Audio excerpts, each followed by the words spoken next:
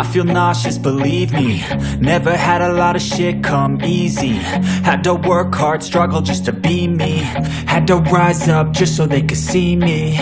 Did what I had to do just to feed me, and what was left over I put towards my dreaming. But the only thing in life that has meaning are the things you gotta work for, believe me.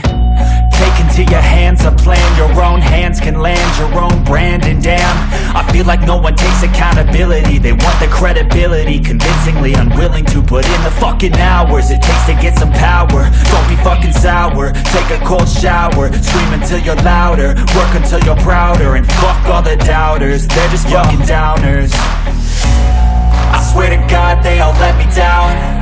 I always fought just to wear the crown. I'm pissed off at these fucking clowns who were all taught they deserve an ounce. It's only worth it if you work for it. It's only worth it if you work for it. I won't stop till they hear